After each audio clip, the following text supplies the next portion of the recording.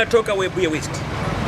Webuye West tumekuwa na mbunge amekuwa huko zaidi ya tamu 3, anataka tena kuwa aende tamu 4, lakini watu wa Webuye West wanauliza hizi tamu 3 tumempatia amefanya nini? Na tukimpatia tamu nyingine ya 4 ni kitu gani atafanya tofauti?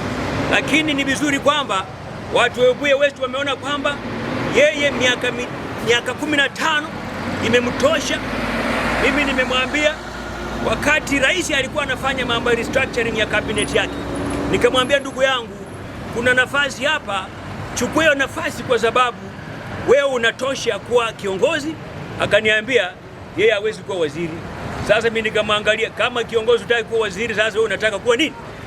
Juzi mimi nimeshangaa tena, yeye amekuwa mbunge 3 terms. Mheshimiwa Didmus amekuwa mbunge 2 terms na anataka kuwa governor.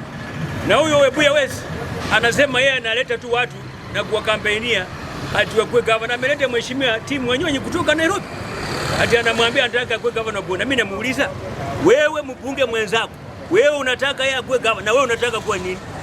Ati anasema anataka aende kuwa mbunge. Mimi namwambia mzee, ndugu yangu, siku zimeisha. Either uende nyumbani ukaritai, either uombe nafasi ukuwe deputy governor running mate, ama tukupeleke nyumbani. Lakini wananchi wenyewe ndio wataamua. Webuye West we need leadership ambayo iko visionary. Maendeleo ya Webuye West sio pesa ya CDF milioni 120 kwa mwaka. Hapana. Lazima tukuwe na viongozi anatafuta wathamini wanatoka nje. Tunaleta miradi kama UNEP, tunaleta pale Webuye West. Miradi kama mambo ya financing institution tunaleta pale Webuye West. Mambo ya development partners tunaleta pale Webuye West. Hizo ndio zitaleta kazi kwa watoto wetu. Hizo ndio zitaleta chakula kwa watoto. Hii mambo ya CDF kuandika watu 2-3, my friends, that one is not taking us anywhere. We need a leadership that is visionary, with new ideas, new thinking, with a deliberate plan to bring about real socio-economic agenda and the transformation of the Webuye West people.